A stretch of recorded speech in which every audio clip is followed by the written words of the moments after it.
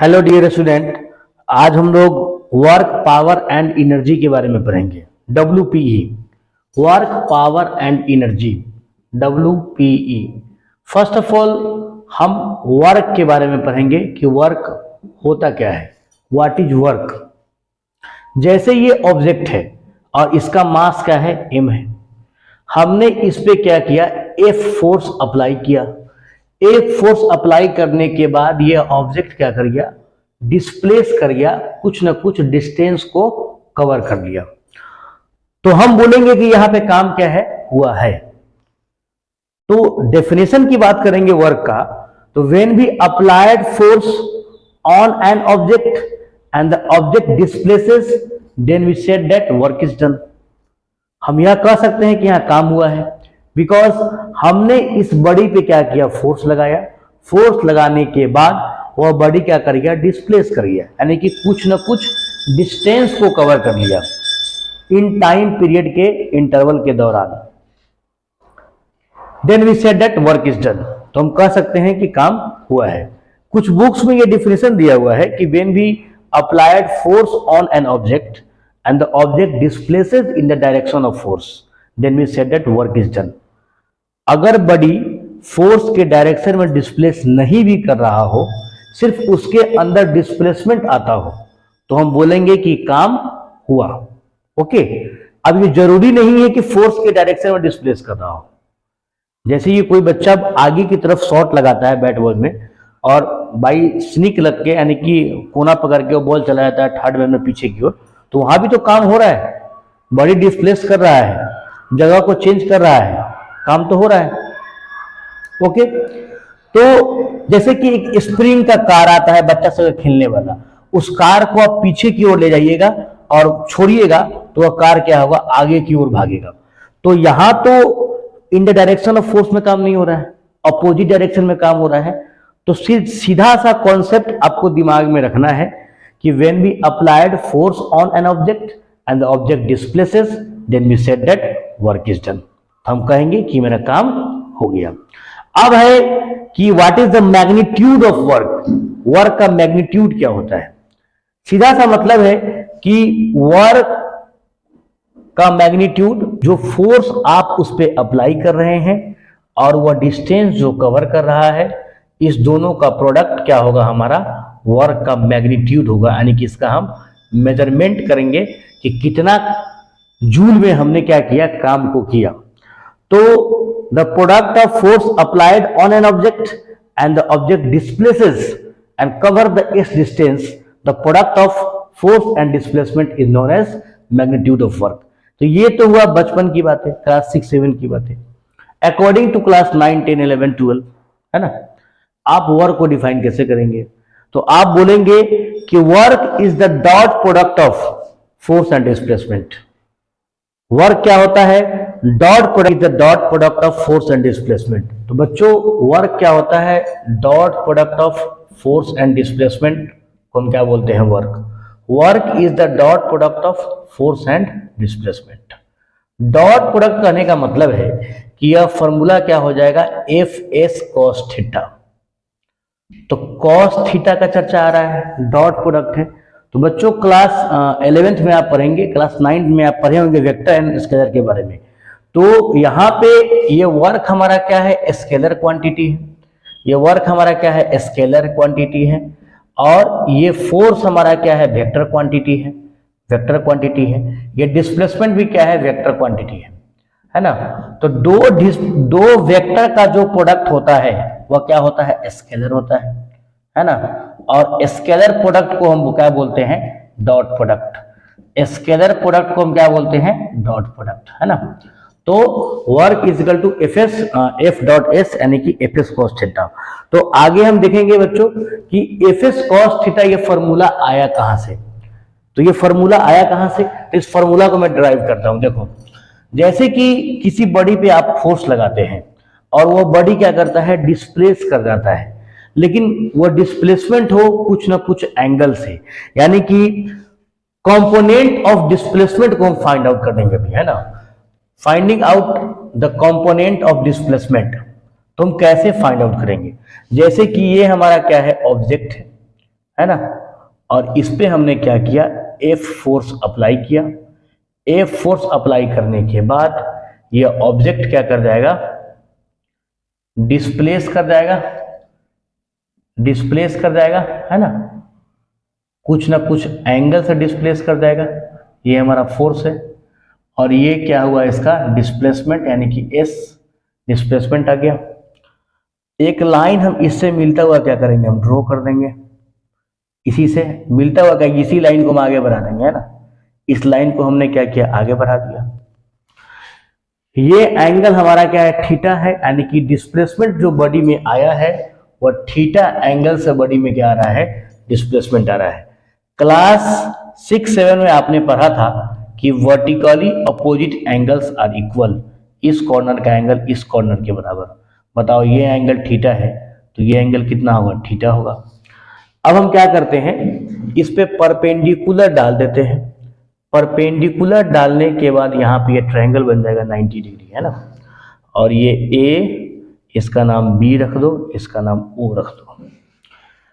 ए O B triangle है और ये हमारा क्या है, थीटा एंगल है, जिस एंगल से बॉडी क्या किया है, डिस्प्लेस किया है। डिस्प्लेस मतलब अपने पोजीशन से दूसरे पोजीशन पे चला गया है। तो इस ट्रायंगल में, और ये हमारा क्या है, फोर्स है जो हम अप्लाई कर रहे हैं इस ऑब्जेक्ट पे। तो हम क्या करते हैं, इसके डिस्प्लेस का कंपोनेंट निकालते हैं, है ना। ये कंपोनेंट तो हम निकालेंगे कैसे, हमको निकालना है क्या, बेस, और दिया है क्या 90 के सामने वाला हाइपोटेनस। क्या लगाओगे, cos थीटा। तो in triangle A O B triangle में cos थीटा का जो वैल्यू होगा वो बेस बाई हाइपोटेनस, और बेस का वैल्यू कितना है, ओ बी जो हमको पता नहीं है, और हाइपोटेनस का वैल्यू है कितना, एफ। तो cos थीटा, तो ओ बी का वैल्यू कितना आ जाएगा, एफ cos थीटा, ये ओ बी का वैल्यू हो गया, यानी कि component of displacement. Component of displacement का वैल्यू कितना आ गया हमारा, एफ cos थीटा। और वर्क डन हमने क्या पढ़ा है, फोर्स इनटू डिस्प्लेसमेंट। तो फोर्स का जो कंपोनेंट हमने निकाला, डिस्प्लेसमेंट ऑफ कंपोनेंट एस के अलोंग, उसका वैल्यू कितना है, एफ cos थीटा है। तो फोर्स हमारा कितना है, एफ cos थीटा, और इसमें डिस्प्लेसमेंट कितना का आ रहा है, एस का डिस्प्लेसमेंट आ रहा है।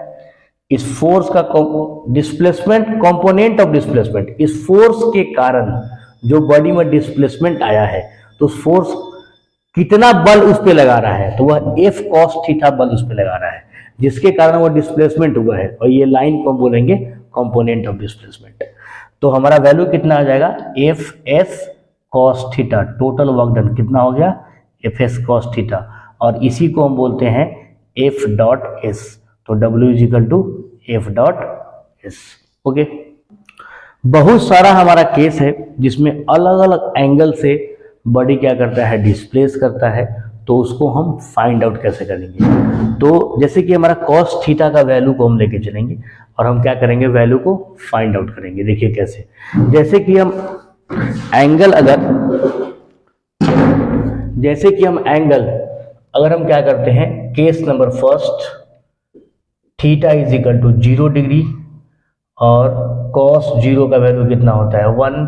तो वर्क डन कितना हुआ, F dot S, F S cos theta, और यहाँ पे वैल्यू हो जाएगा एफ एस cos 0। तो एफ एस cos 0 का वैल्यू 1, तो एफ एस, यानी कि बॉडी रहा होगा, फोर्स लगा, फोर्स के डायरेक्शन में बॉडी क्या कर रहा है, डिस्प्लेस कर रहा है। एंगल कितना बन रहा है, 0 डिग्री बन रहा है, वैल्यू कितना 1 आएगा। पॉजिटिव वर्क डन, क्या बोलेंगे इसको हम, there is positive work done, यहाँ पे पॉजिटिव काम हुआ। ओके, हम सेकेंड एंगल की ओर चलते हैं, केस नंबर 2। केस नंबर 2 में हम क्या करेंगे, cos थीटा इज इक्वल टू 30 डिग्री, यानी कि थीटा इज इक्वल टू कितना आया, 30।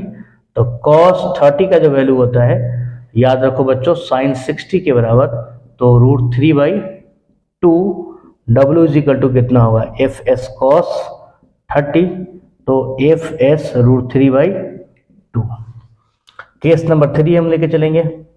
केस 3 कितना है, थीटा हमारा कितना है 45 डिग्री, कॉस 45 का वैल्यू कितना होता है, साइन 45 के बराबर 1/√2।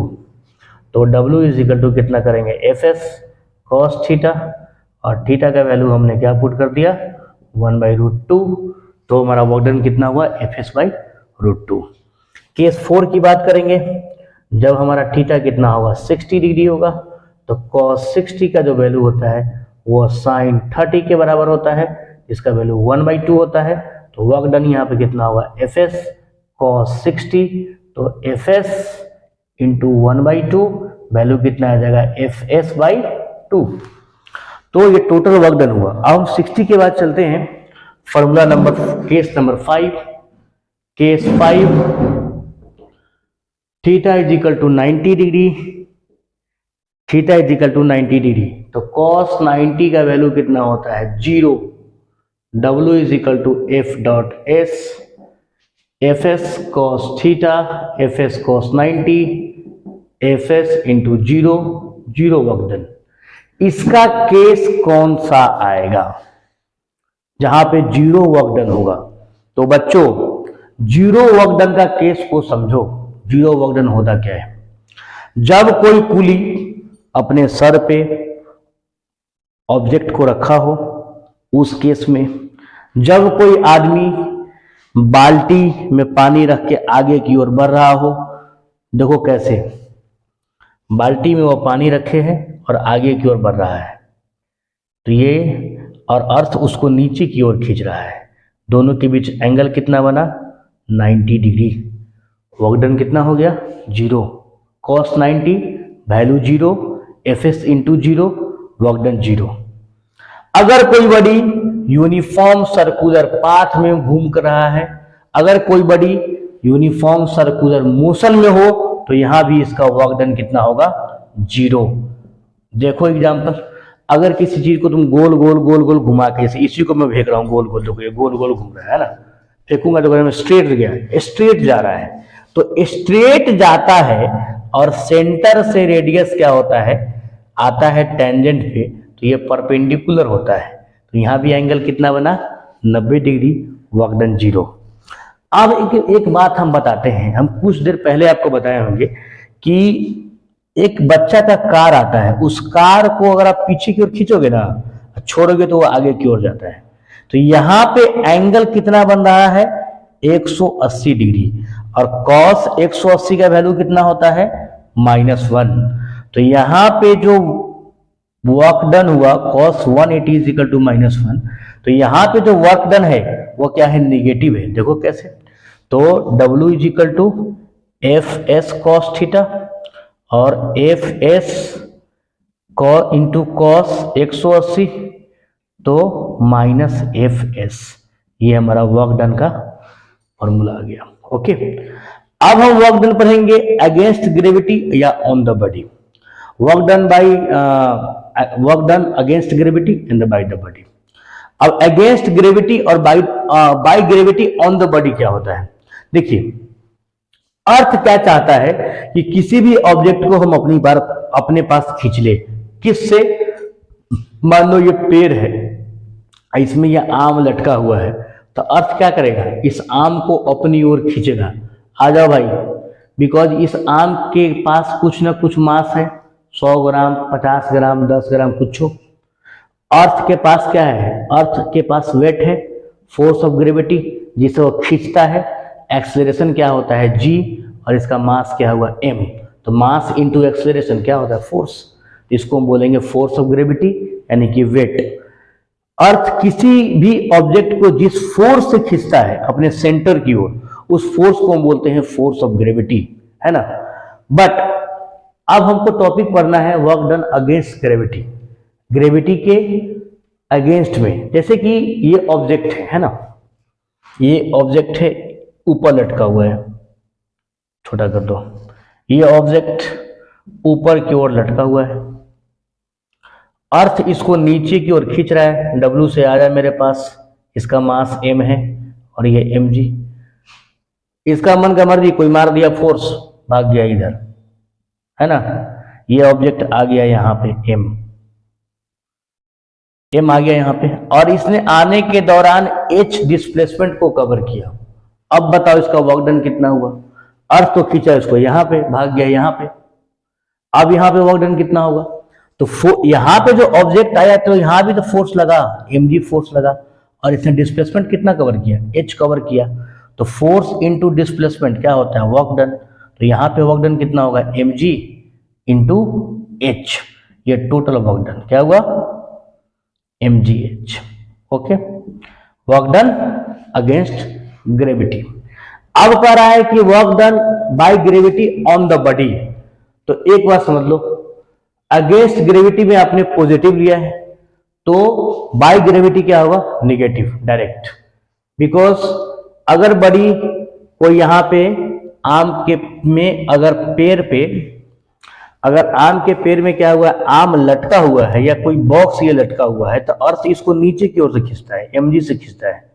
एक नॉर्मल रिएक्शन फोर्स ऊपर की ओर लगता है, जिससे ये बैलेंस हो जाता है, ये गिरता नहीं है। तो अगर आप work done against gravity positive ले रहे हैं, तो ऑन द ग्रेविटी क्या लेना पड़ेगा? आपको निगेटिव लेना पड़ेगा। तो ये ऑब्जेक्ट क्या होगा? किसी स्टेट को मेंटेन कर पाएगा, है ना, यानी कि बैलेंस रह पाएगा किसी भी स्टेट में। तो work done against gravity positive, तो on the body negative. Okay, तो हमारा ये वर्क खत्म हो गया, है ना। लेकिन वर्क का यूनिट में बता ही नहीं, है ना। तो पहला बात यूनिट की हम बात करेंगे, तो unit W is equal to क्या होता है? F dot S। तो F का क्या होता है? न्यूटन, और S का क्या होता है? मीटर। तो न्यूटन मीटर को हम क्या बोलते हैं? जूल बोलते हैं। अब ये न्यूटन मीटर आपके सिलेबस में फर्स्ट चैप्टर में भी आया और सेकेंड चैप्टर में भी आया। तो फर्स्ट चैप्टर में याद करो, torque into distance, torque into torque जब आप कैलकुलेट किए थे तो फोर्स इनटू परपेंडिकुलर डिस्टेंस। तो यहां भी यूनिट क्या था? न्यूटन, और यहां भी क्या है? यूनिट मीटर डिस्टेंस का, तो Newton metre.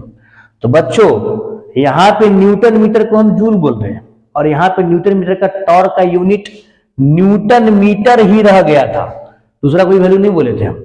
Because work is a scalar quantity but torque is vector quantity, है ना। वर्क क्या है? हमारा स्केलर क्वांटिटी है, इसका डॉट प्रोडक्ट है, इसका ये क्रॉस प्रोडक्ट है। टॉर्क क्या होता है? Torque is the cross product of force and perpendicular distance between them.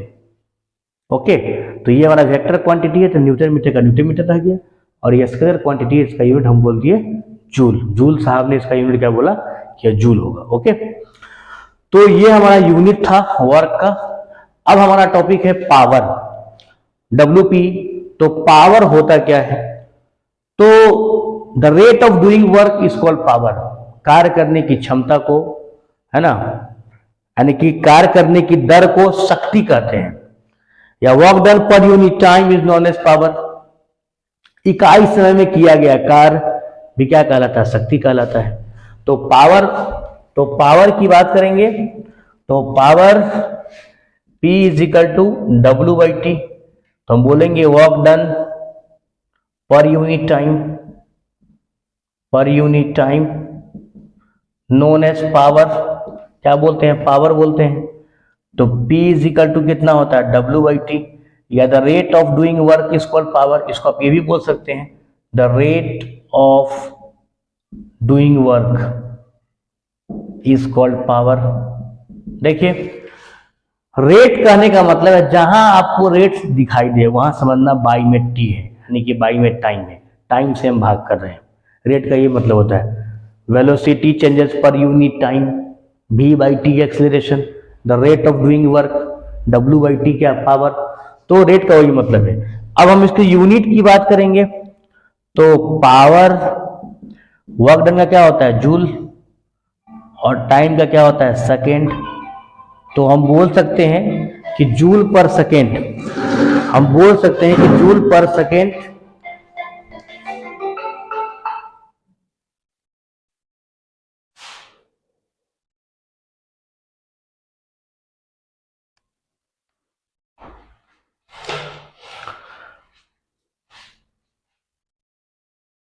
हम यूनिट की बात कर रहे थे। तो यूनिट क्या होता है पावर का?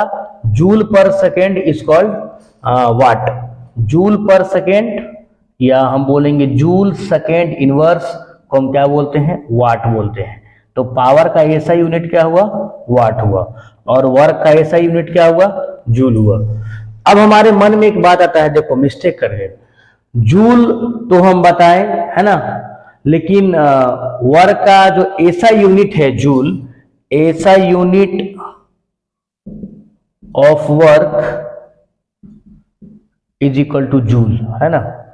अगर आपसे ये पूछ दे कि डिफाइन 1 जूल, 1 जूल क्या होता है, या डिफाइन 1 वाट, 1 वाट क्या होता है, तो एक बात ध्यान दो, 1 जूल का वैल्यू कैसे निकलेगा, जब 1 न्यूटन का फोर्स लगेगा ऑब्जेक्ट पे और ऑब्जेक्ट 1 मीटर का डिस्प्लेसमेंट लाएगा, तो हम बोलेंगे 1 × 1 1, और न्यूटन मीटर को हम बोलते हैं जूल, तो 1 जूल। देखिए इसका ये मतलब होगा कि when we applied a force of 1 newton on an object, जब किसी ऑब्जेक्ट पे हम 1 न्यूटन का फोर्स लगाते हैं, एंड इट डिस्प्लेसेस 1 मीटर, और वह 1 मीटर का डिस्प्लेसमेंट लाता है, then we said that the total work done is 1 joule, या the magnitude of work done is 1 joule. इसका मैग्नीट्यूड कितना होगा, 1 जूल होगा। कभी कभी आपके एग्जाम में या बोर्ड एग्जाम में या आपके स्कूल एग्जाम में क्वेश्चन पूछ देगा डिफाइन 10 जूल। अब कितना बच्चा उसका आंसर देता है ना, 10 न्यूटन का फोर्स लगा दिए, 1 मीटर का डिस्प्लेसमेंट हो गया, 10 जूल। कोई बोलेगा 5 न्यूटन का फोर्स लगाए, 2 मीटर डिस्प्लेस कर गया, 10 जूल। अरे भाई ऐसे लिखोगे तो एक भी नंबर नहीं देगा, है ना। ये 10 का जो फैक्टर है बहुत है, 1 × 10 10, 5 × 2 10, 2.5 × 4 10, है ना, 2 × 5 कितना 10, सबको लिखोगे अलग अलग क्या, ऐसे नहीं। आप इसका डेफिनेशन जो लिखेंगे वो हम बता देते हैं लिख कर, है ना, कि बच्चा सब बहुत गलती कर रहा है। 1 जूल समझ में आ गया, अब 10 जूल बताने जा रहे हैं, फिर हम बताएंगे 1 वाट आपको क्या होता है ना। तो 10 जूल का डेफिनेशन क्या लिखोगे, 10 जूल लिखोगे आप कि when we applied a force of x newton on an object and it displaces a distance of या displacement of, है ना, जो मैंने लिख दो distance या displacement of y meter, then the product of x and y, then the product of magnitude of x of y, then the product of magnitude of यानी कि x और y को गुना किए तो उसका मैग्नीट्यूड आया, यानी कि परिणाम आया। then the product of magnitude of xy is 10. we said that 10 joule of work is done, 10 joule का काम हो गया। क्योंकि हमने डायरेक्ट बता दिया कि हमने x और y का प्रोडक्ट 10 लाया, इसलिए काम कितना हुआ, 10 जूल। कोई देने का जरूरत नहीं कि 10 न्यूटन का फोर्स लगाए, 1 मीटर का डिस्प्लेसमेंट हुआ, 5 का लगाया, 2 का डिस्प्लेसमेंट हुआ, कुछ नहीं। डायरेक्ट फोर्स और डिस्प्लेसमेंट का प्रोडक्ट का मैग्नीट्यूड कितना आया, 10 आया, इसलिए हम बोलेंगे 10 जूल काम हुआ। ओके, अब बात करेंगे 1 वाट किसको बोलते हैं। देखो वाट किसका यूनिट है, पावर का, और पावर क्या होता है, work done per unit time. Watt क्या होता है, जूल बाई सेकेंड या जूल पर सेकेंड। तो हम ये बोलेंगे कि 1 joule of work done in 1 second, then the power of machine या बॉडी या इलेक्ट्रिकल अप्लायंस इज 1 वाट। अगर कोई मशीन 1 जूल का काम 1 सेकेंड में करता है तो हम ये बोल सकते हैं कि उस मशीन का पावर, उस बॉडी का पावर 1 वाट है। If 1 joule of work done in 1 second by any body, any appliance, then the power of body appliance is 1 watt. अब हमारा एक सीजीएस यूनिट की बात करेंगे। तो सीजीएस यूनिट की बात करते हैं तो relation between SI unit, relation between SI and CGS unit of work. देखिए, वर्क का एसआई यूनिट न्यूटन मीटर, जिसको हम क्या बोलते हैं, जूल बोलते हैं, है ना। एसआई यूनिट न्यूटन मीटर, जिसको हम क्या बोलते हैं, जूल बोलते हैं। और सीजीएस की बात करेंगे तो न्यूटन फोर्स का यूनिट है एसआई यूनिट। तो फोर्स का सीजीएस कितना होगा, work done, CGS unit of work done, CGS unit of work done, force into displacement. Force का क्या होगा, डाइन, और डिस्प्लेसमेंट का कितना होगा, सेंटीमीटर। तो हम क्या बोलेंगे, डाइन सेंटीमीटर को क्या बोलते हैं, अर्ग बोलते हैं। क्या बोलते हैं, अर्ग। तो CGS unit of work is अर्ग, डाइन सेंटीमीटर को अर्ग। अगर आपसे ये पूछ दे कि what is the relation between SI and CGS unit, इसका रिलेशन क्या है, तो रिलेशन क्या है, देखिए हम अभी पढ़े हैं कि न्यूटन मीटर को हम क्या बोलते हैं, जूल बोलते हैं।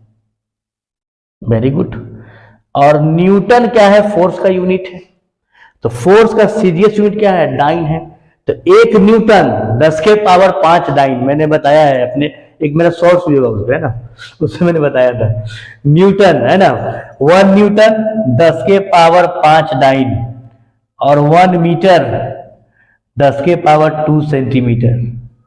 देखो बच्चे, 10 टू दी पावर 2 और 5 कितना हुआ, 10 to the power 7 dyne centimetre. और डाइन सेंटीमीटर को क्या बोलते हैं, अर्ग बोलते हैं। तो 10 के पावर 7 अर्ग। इसका ये मतलब हुआ कि 1 जूल यानी कि 1 न्यूटन मीटर 10 के पावर 7 अर्ग के बराबर होगा। This is the relation between SI and CGS unit of work. अब हम पावर की ओर थे। तो पावर में हमने क्या पढ़ा था कि P is equal to W/T। तो वर्क को बोलते हैं जूल, है ना, यूनिट, और इसका टाइम का सेकेंड। तो जूल पर सेकेंड को हम बोलते हैं वाट। हमने 1 वाट का डिफिनीशन भी पढ़ लिया था। लेकिन अगर हमको बोले कि आप ये बताओ कि हम अपने घर में बल्ब यूज करते हैं ना, 10 वाट बल्ब। तो इस 10 वाट का मतलब क्या है, इस 10 वाट बल्ब का मतलब क्या है, यह बल्ब जो है 10 जूल ऑफ एनर्जी 1 सेकेंड में खाता है। इसलिए इस बल्ब के पीछे लिखा रहता है 10 वाट।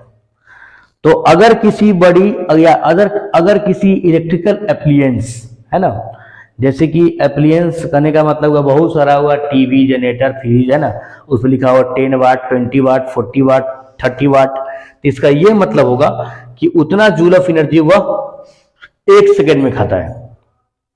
अब इसके आगे का जो टॉपिक है वह एनर्जी है, वर्क और पावर खत्म हो गया। और इसी एनर्जी में हम आपको नेक्स्ट क्लास में बताएंगे कि हम ऐसा क्यों बोल रहे हैं, क्योंकि बिजली बिल भी आप नेक्स्ट क्लास में जोड़ लीजिएगा अपने घर का, और आपको यह भी पता चल जाएगा कि आपके घर में, है ना, कितना joule of energy, electrical energy का कंजम्पशन होता है और कितना इसका बिल कैसे आता है।